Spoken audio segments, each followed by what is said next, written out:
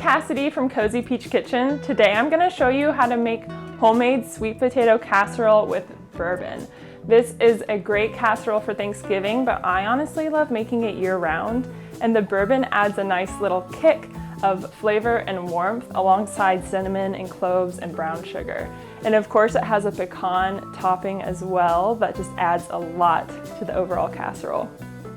And I use roasted sweet potatoes, so to make those, I poke sweet potatoes with a fork just to let the air escape while it's baking, and then you bake it at 400 for 45 minutes to an hour until it is oozing the liquid out, which means that it's really sweet and really ready to go. So we'll use those as the main ingredient.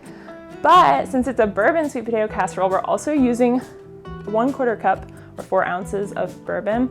And I use Maker's Mark bourbon because I like drinking it.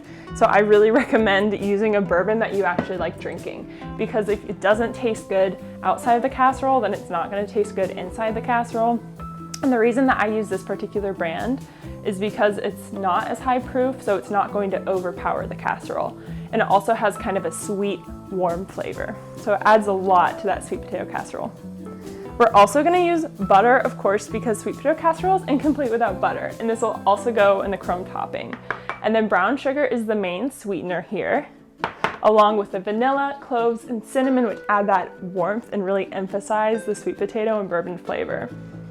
And we're also using evaporated milk. So this is milk with 60% of the water removed. So it's much creamier and it adds a lot to the casserole. And it's not to be confused with sweetened condensed milk, which is pretty much the same thing, but it has sugar added. So this doesn't have sugar added. And then eggs.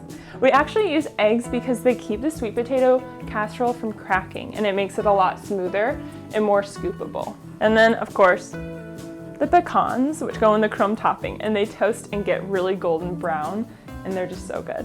So without further ado, let's make sweet potato casserole.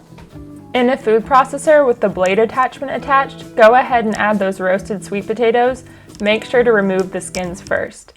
Next up, add the evaporated milk, add in some brown sugar, add in the cinnamon and cloves for those warming flavors, and pour in some vanilla as well. Pour in that bourbon, and add half of the melted butter. Remember to save half of it for the crumb topping later. And then add in 2 eggs, and I recommend adding these last just before you're about to puree everything, just in case your sweet potatoes are still hot. You don't want your eggs to scramble. Go ahead and add the scraper attachment if you have one. It's okay if you don't, but this helps to puree everything by scraping down the sides. Put the lid on and then turn your food processor on to low and puree until completely smooth. Now we'll make that crumb topping.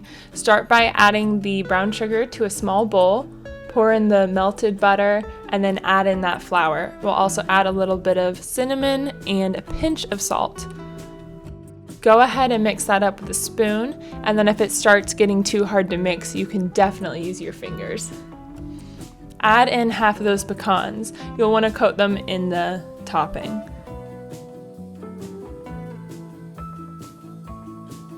Lightly oil a 2-quart casserole dish using cooking spray or just a bit of cooking oil. Pour in that sweet potato puree until nice and smooth. Use a spatula as needed to smooth it out.